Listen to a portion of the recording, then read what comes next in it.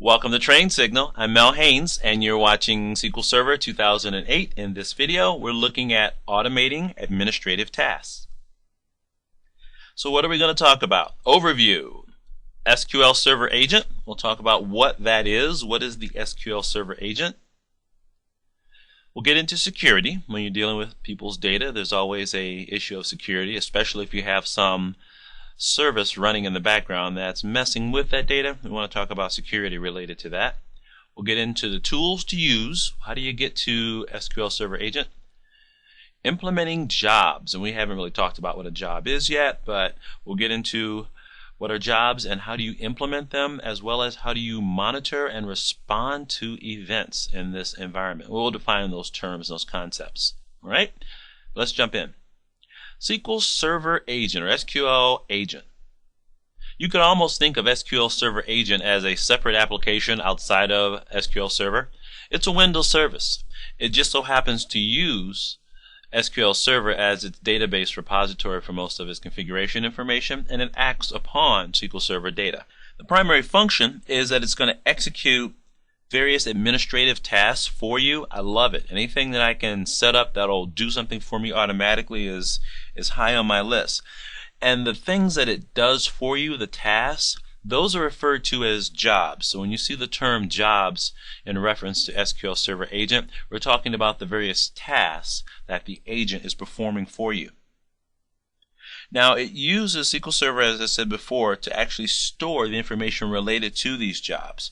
And jobs are made up of multiple steps. So when I say a job, I'm not necessarily talking about a single database backup. It could be a series of steps that are part of your entire backup plan. SQL Server Agent will execute your scheduled administrative tasks as desired, so you can set them up to run on the hour, once a day. You could have something run only once. You can have them run based on user requests, so you can jump in and say, hey, I need to run this particular job. A user can jump in and do that. You can have jobs that run in response to system events, such as database file space is dropping below some threshold. You can have a job kickoff that, say, alerts you of that situation and perhaps does any other tasks that you want to have automatically occur if your threshold drops below a certain marker. So what's the big picture? How do you get this thing to work? It's basically 3 simple steps. Identify what it is you need to have done. What are your administrative tasks? Once you do that, you want to define them as a set of jobs, schedules associated with those jobs, any alerts you want fired. Say if a job is successful, alert me. If a job fails, alert me. No, alert somebody else, right? And who are the operators? Who are the people that are going to be alerted? Who is me, right? How is it going to contact you? Is it pager? Is it via your email? And who else are the people on the list? You can give it an entire list of people to go through. And then third, flip the on switch. Just turn on SQL Server Agent and your jobs are set to go. So that's really that at a high level, that's what you need to do to have this fly for you. So looking at configuration, configuring SQL Server Agent is primarily done in SQL Server Management Studio. During the installation, there were a few things you could tweak, but for the most part, you do your configuration later on, and SQL Server Management Studio is going to be our vehicle for doing that. Where is the information saved? Once again, you may recall there was a system database, MSDB. That's what it's for. It's what saves it's what holds the information for SQL Server Agent. So all the jobs you create, all the schedules you create, operators, the alerts, all that is saved in MSDB. So talking about configuration, I'm kind of moving into the security portion here. You'll need an account for SQL Server Agent to run under. Like any other service, like I said, it is a Windows service and it only can do what the account that it's under allows it to do.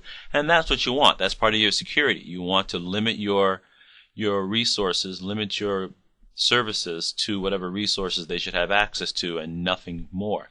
So a few rules, however, with this particular service. It will need to be a part of the SQL Server role known as sysadmin. Basically has to have almost unlimited access inside of the database because it's going to be doing a lot of stuff, backups and maybe managing file systems and things of that nature. So it has to be a member of the sysadmin role. And then in Windows, it'll have to have various permissions as well. One thing that's not on this list, and I got most of these directly from the Microsoft Books Online, but one of the things that wasn't on their list, and it's not on this one either, is it should probably be a domain account, assuming you're going to have your administrative tasks span beyond one server. If you've got more than one server, it'll need to be a domain account. But as far as specific Windows permissions, there's a list here of 6 things it'll have to be able to do. You'll have to have access to adjust the memory quotas for a process, act as a part of the operating system, bypass traverse checking, log on as a batch job, log on as a service, as well as replace a process level token. And those are specific Windows permissions that you can allow or disallow. And we'll walk through doing that. So let's jump over to the server and do that.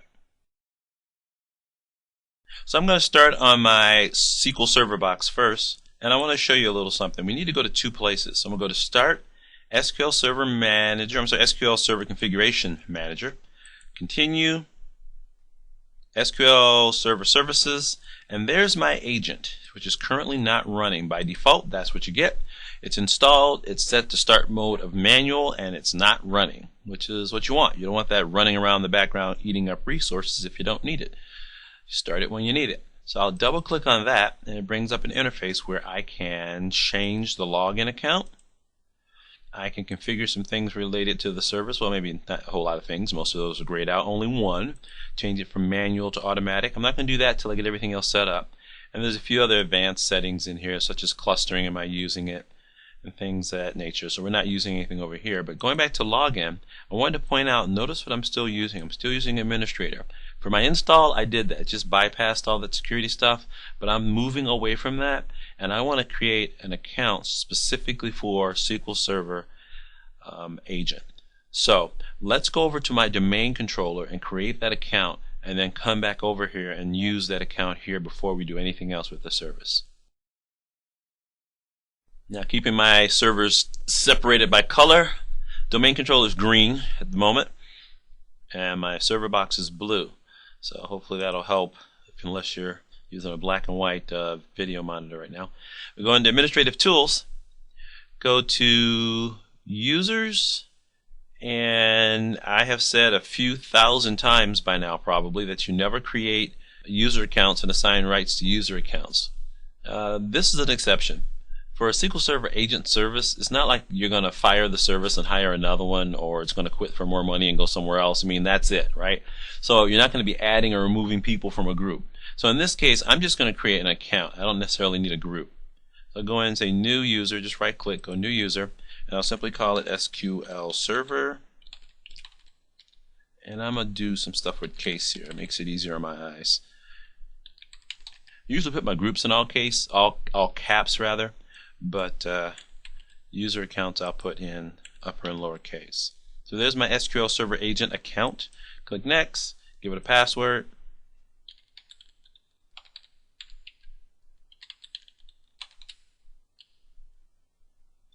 Don't want it to ever change or expire. Click Next, click Finish, and there's my account. Now let's move back over. Well, I'll close this down first. So now back over on my SQL box, go in the Browse. It's looking in the wrong place, right? It's looking at the local computer. That's not what we want, so change that to the entire directory, Mel's domain. Click OK. Now I think I can just type it from here, SQL Server Agent, and it'll find that for me now. It's looking in the right place. Yeah, there we go.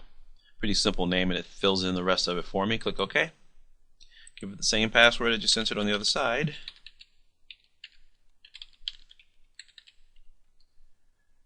And I'm good to go. I'm not going to bother starting that service yet. Don't need it started. I just want to save the account and get that all taken care of. Apply. Looks good. Click OK. And I've created my new SQL Server Agent Service account. We can go ahead and close this down, even though we're going to need it again later to start the service, and we're going to eventually change this from manual to automatic. But we don't need it now, so I'll close that down. We want to finish configuring the account first. 2 more things need to happen. 1, I need to make sure it's part of the sysadmin in SQL Server. and 2, I need to change some of its permissions in Windows. So let's start with SQL. Bring up SQL Server. Go ahead and log in using my MDM account. By the way, I'm using an MDM account. That's a domain account that I created over on my domain controller, and I've added it to the, let's see here, just kind of make sure we're on the same page on that. It's added to a domain group called SQL admin, and SQL admin is a sysadmin in this environment. When I initially did my install, I did everything as administrator, and I'm moving away from that. We're going to do it the correct way. I just wanted to let everybody get in, so I just did everything as administrator, but we're locking things down. So I'm not using this account anymore. Eventually you probably even want to take it out, but for now I'm going to leave it. So I've created my own administrator account, and I put it in this group. So you don't even see the MDM account in here. It's in this group, right? If you don't need to work with domains, if you don't have access to one right now and you want to be able to follow along, just go ahead and keep using your local administrator account. Same difference. But our focus right now is bringing my SQL Server Agent account in, right? So let's go to New, go to Search. Could have just typed it in there, but switch over to my domain. SQL Server Agent. Check names, check my typing, found it, click OK. So I could have just typed that in, but if you type it wrong, you wouldn't know it till a little bit later. Server roles, what was the server role again? Sysadmin, right? I have to make this guy a sysadmin. So with that, I'm good to go in SQL Server. Go ahead and close that down. Now I'll go ahead and get rid of this for now. We don't need it. The next thing is to configure that account to have the rights permissions that it should have for Windows. So let's move over to Start. Go to my control panel. Go to Administrative Tools, Local Security Policy. Yes, continue. We want local policies and user rights assignment. And now I have a half a dozen user rights I want to associate with that account. And starting at the top of the list, act as part of the operating system. Go in there. Double click, add my user. I'm looking at the right domain, so I can just type him in. Check names, found it, so I typed it right. Click OK. Next one on the list, adjust memory quotas for process. Same thing. I'm going to do this for all 6.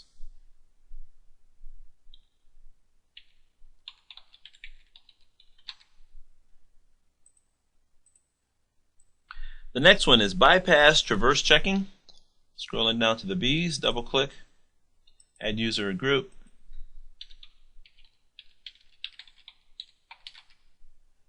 Check names again, looks good. Okay. Log on as a batch job is number 3.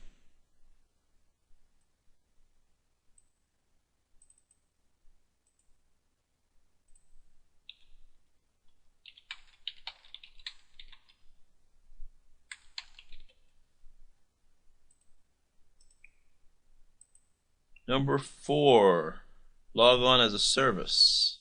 Actually, number 5.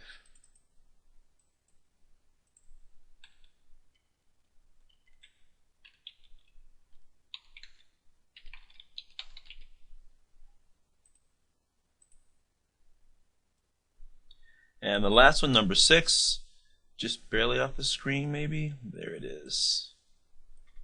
Replace a process level token. So SQL Server will need all 6 of these. SQL Server Agent rather. Add it. SQL Server Agent again. Check it. OK it. And OK it. So with those 6 Windows permissions and adding it to SQL Server, I've created the account that I'll need for SQL Server Agent. One other thing we didn't do was actually click the Start button to start the service. We set it all up, but I said let's not start it yet because everything isn't in place yet. So let's go back and actually start the service and set it to automatically restart anytime we reboot. Go to Start, Go to SQL Server Configuration Manager. For those of you who've started and stopped Windows services before, you know you can do it via Windows as well. That's fine, but I'll just use the SQL Server tool for now. There's SQL Server Services. If it's not highlighted, click there. You'll see a list of the services. It may take a few seconds for that to build sometimes, but there's the agent.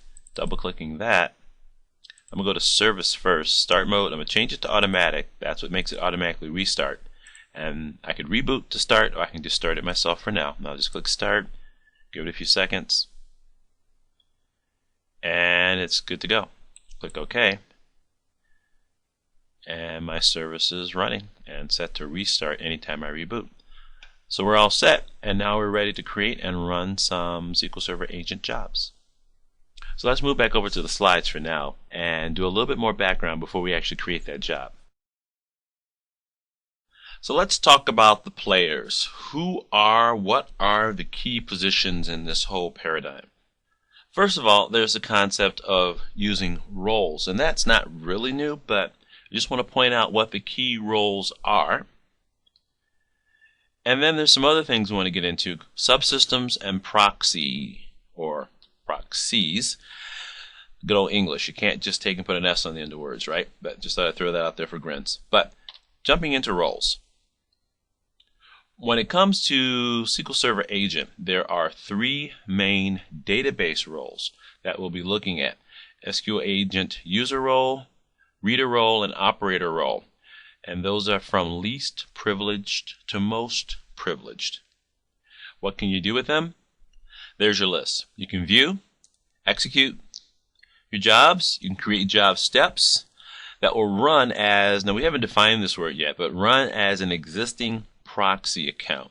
For what we're going to do with Transact SQL, and we'll talk about it more in detail coming up, you're not going to have to monkey with proxies. When you're doing SQL Server agent type tasks that involve only T-SQL, you don't really need to worry with proxies. Proxies are basically a stand-in for another process, and with T-SQL you actually run your T-SQL with the same rights as the person who created the job.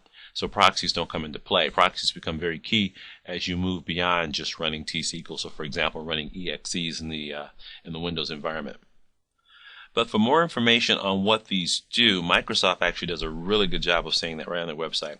So let's jump over to the SQL Server Agent Fixed Database Roles page in the MSDN Microsoft.com site. So I'm on my MSDN page, and I want SQL Server Agent Fixed Database Roles. And I'll put on here SQL 2008. See if it narrows it down even further for me. And looks like we found it right there. There's the three roles again, from least privileged to most privileged. Starting with the user role. They give nice charts. You can read the text, but the main thing here, you can create, modify, and delete your jobs and the schedules that go with them. It's the primary thing people are going to do. Notice they can't do anything with proxies. They shouldn't need to. Can't do anything with creating operators that can be notified. That's something for another higher level task. They can view, list the various jobs that they've created. And the key thing to note here between this role and the next one, only the jobs that they own, right? For schedules as well as seeing them, creating them, etc. They can't touch, can't even see jobs created by someone else. Scrolling down to the next one, Agent Reader Role. The main difference here, they can create, modify, and delete the jobs that they own, but they can see all the jobs. So the own jobs only moved from the title down to right next to the jobs that they own. They can enable and disable jobs that they own. They can edit the properties. So you can only touch the jobs they own, but the big difference is they can actually see everybody else's jobs. The last role can also create, modify, delete only their own jobs, but they can enable or disable any job. Okay? They can view properties on any job.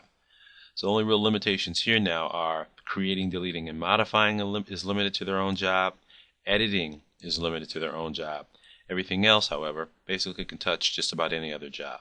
So it gives you the most amount of overall reach. Now, if you add someone to the SQL admin role, that's just a regular SQL server role.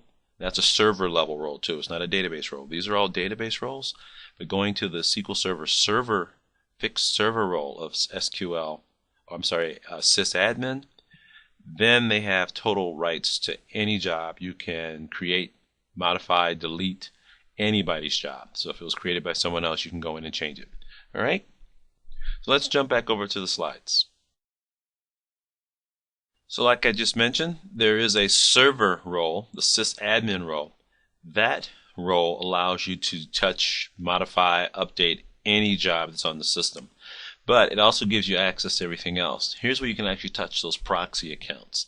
And once again, proxies are just another in-between layer for security purposes. And you can create, modify, and delete proxy accounts. You can create, modify, delete anybody else's job. You can create, modify, delete any job step. You're basically the demigod of SQL Server if you're operating in the sysadmin role.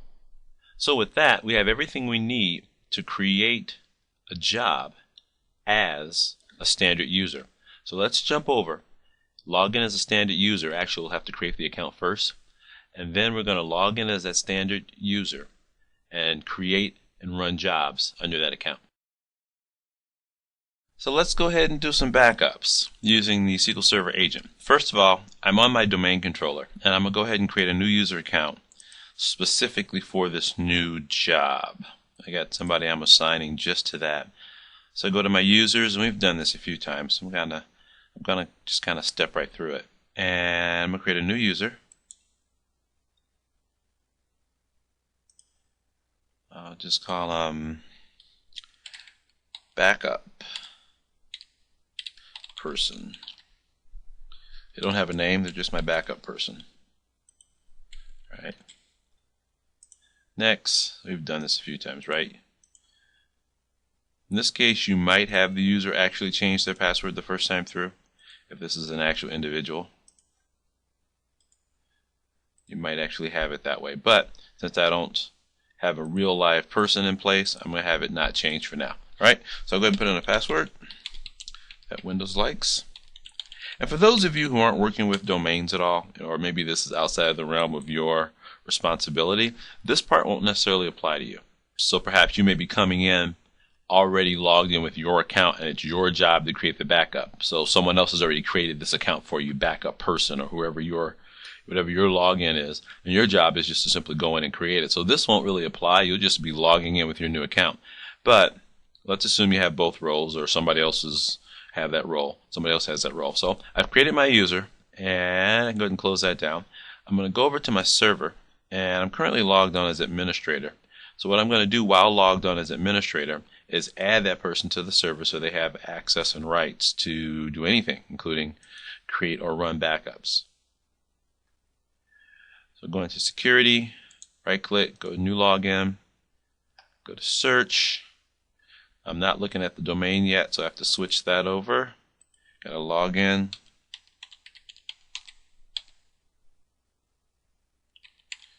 With an account that my domain controller likes, so I'll jump in and do that. So now I'm looking at the domain.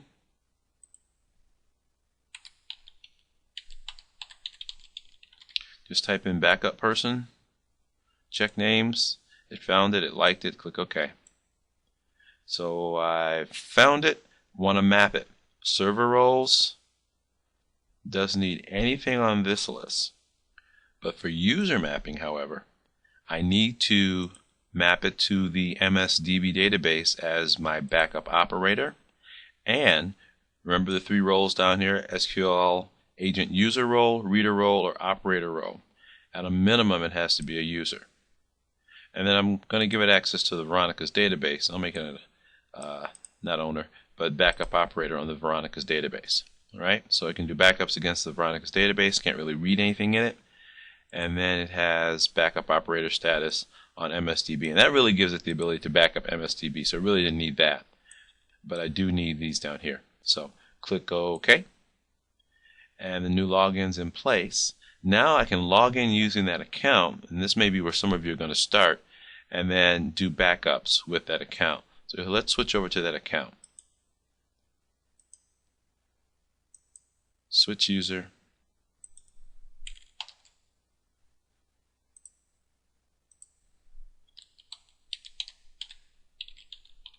and there's two P's in there.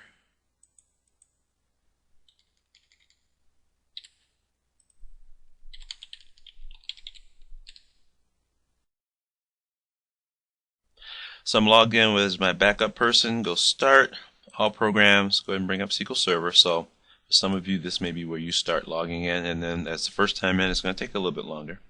So we'll fast forward past this and jump to the Connect screen. Here's my Connect screen. Go ahead and click Connect.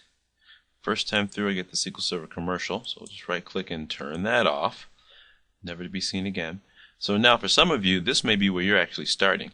You log in with your account, going to the Jobs folder, right click, New Job, give it a name, call it Backup. How original, right?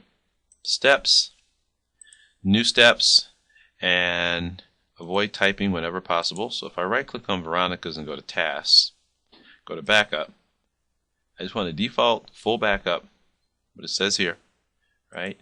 So if you want more on that, go to the backup video. But for now, I'm just going to tell it to copy to the clipboard the T-SQL needed to perform that task right there. I'm going to cancel out of this though. Go back to my new step, paste that in, parse it just to double check, make sure I got all of it, but it should work just fine.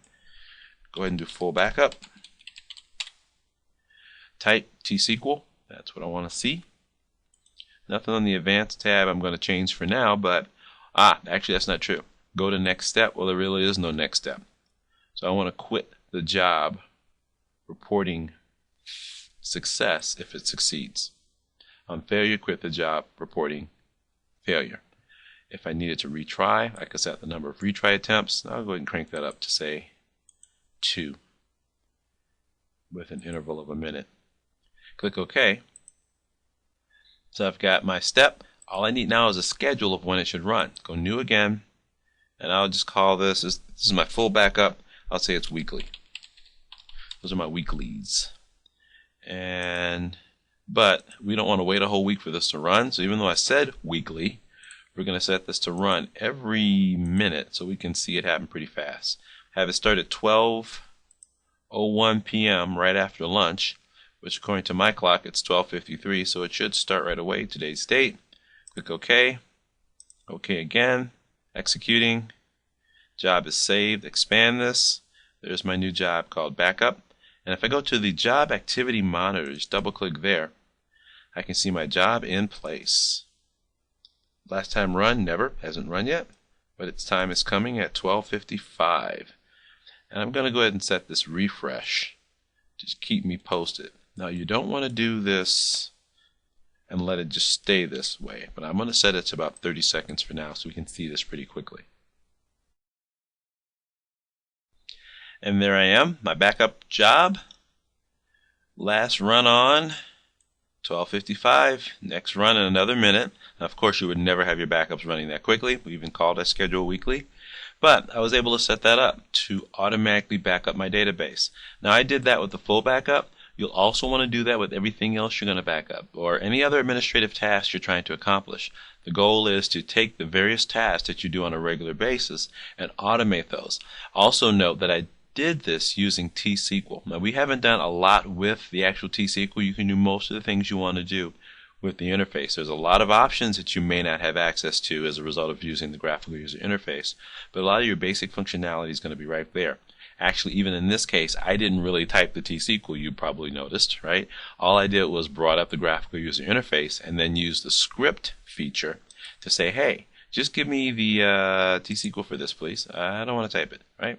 So once again, going to backup and just simply going to script, give me the script that matches this graphical user interface so that I can then automate the task. And you'll find that scattered throughout SQL Server.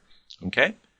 So with that, we've done our full backup. Once again, you'll want to go through and do whatever other tasks. So if I was actually doing my backups, I want to go in and add my transaction log backups and my differential backups. You know, whatever things I've put together as a full package to make sure I have my data backed up like I needed to. So with that, let's move back over to the slides. I want to spend a little time talking about the concepts of a subsystem and a proxy. We're not going to delve into that. It's a little more advanced, but it's so intertwined with what we're doing. You're going to run into it so much. I want to at least introduce it so it takes some of the mystery away from it. But starting with a subsystem. Subsystem is just a way to take the functionality that's available and group it into grabbable, accessible units. So the Microsoft definition is a set of functionality available to SQL Server agents. So let's say you want to do things with replication. Instead of having to, with a fine-tooth comb, find every single subsystem you need to grant access to, there's the whole idea of the replication subsystem, or actually there's several replication subsystems, and you can just check off on a checklist which subsystem you need. Here's something I grabbed right off the Microsoft website, and it's a list of the various subsystems available to you. And if I can point here, Microsoft ActiveX Script, there's a subsystem for that allows you to do ActiveX scripting. Since we did everything with T-SQL, we didn't actually use that. If you want to run executable programs, there's a subsystem for that. You can give rights with one fell swoop. Same thing with PowerShell. Look, there's several for replication. If you're dealing with the distribution agent versus merge versus queuing versus, all the different subsystems that are associated with replication.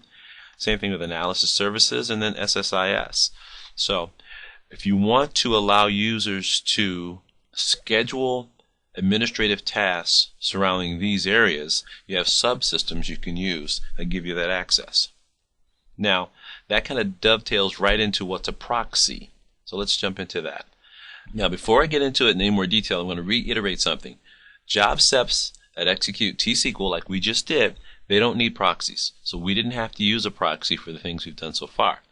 But proxies are a go-between. Just like I know I had some stock with a company that will remain nameless right now. It wasn't Veronica's. And I couldn't go to the annual shareholders meeting. There was always a box on the form I could check. Do I want some organization to stand in as my proxy and vote for me? Same thing. SQL Server Agent Proxy defines a security context, a stand-in that has a security context for a job step. So that proxy will operate with my authority, my level of authority, or maybe some other level of authority that I don't have as a proxy for me. For example, it can actually get to the meeting, so it has some ability I don't have. And you don't have to take me to the meeting. You don't have to give me the ability to get there. But my proxy can go on my behalf. And then the main benefit of a proxy is to give you access to the security credentials or the subsystems that we just saw. And just reiterating, once again, job steps that execute T-SQL don't need proxies. All right? Just kind of reiterate that point. So creating a job, we did it, but we just want to run through the steps one more. Go to the new job option, right? Just right-click on jobs. You create your job, you create your steps. If you're using T-SQL, just use the standard T-SQL to execute your tasks. Create a schedule, click OK, and you're good to go. So let's cover a few security guidelines, and we've really been covering security guidelines all along, but I just want to emphasize a few things. I've said it a few times and I can't say it enough. It's really easy to move away from this because SQL Server Windows security is not trivial, and sometimes you might be tempted to just say, oh, just use sysadmin or use administrator account. But there's been many stories in the news where somebody is now wishing they hadn't done that, and you don't want your name on that headline, right? So you want to create dedicated user accounts always and give them the minimum rights that they need. Only grant what's necessary, right? Don't use Windows Administrator group accounts unless you are in the market of helping someone burglarize your data. And that's the facts, right? So let's review some of the new terms we talked about. First of all, there's the key foundational concept of a job, right? Series of operations performed by SQL Server, so the actual tasks that it performs. We mentioned an operator. Operators, we didn't create any, but operators are simply an alias for a person. Somebody that's going to be notified when a job succeeds, fails, status reports on a job. You can create alerts that send information to operators. Using email, using NetSend. In our case, we just dumped them all in the Windows log. What else? Subsystem, we just talked about that. Predefined object represents a group or a set of functionality that you can make available to SQL Server Agent proxies. And then we talked about a proxy. It provides SQL Server Agent with access to those credentials for a user. So you don't have to necessarily give a user access to everything they need to touch. but that user can, by their actions, trigger a proxy that has the rights to actually touch the functionality that's needed. So what's the benefit there? No user account outside of what's in SQL can touch certain resources. You've basically locked it to the outside world completely, which is nice. And then credential. Credential is simply the authentication information required to connect. Probably another way to put that, the authentication information, as in the credentials, right, required to connect to a resource outside of SQL Server. So if you need to access the file system or anything of that nature, credentials is what they're referring to. That's the term you use. Looking at what we covered, we talked about SQL Server Agent as the vehicle for automating your administrative tasks in SQL Server. Talked about the MSDB system database and the key fixed database roles. There were 3. We talked about subsystems. We talked about proxies. One thing we didn't cover, just dawned on me, we didn't talk about seeing the results of your runs outside of SQL Server. We saw the process of the job. We saw the jobs running within SQL Server using the monitor. But also wanted to mention that if you go to your Windows Event Viewer, SQL Server is going to be writing to your Event Viewer just like it did before and other things we've talked about, say in your database backups. If it's successful or fails, you can have it write to your database, your database, your event log, your Windows event log. So that's something else to know.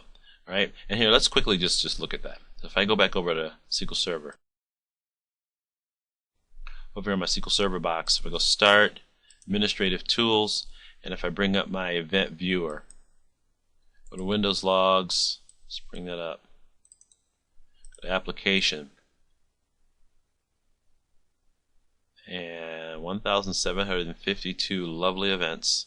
And most of these are informational, but notice I have lots of backups happening here because we have it set to go every minute on the minute. So there we go.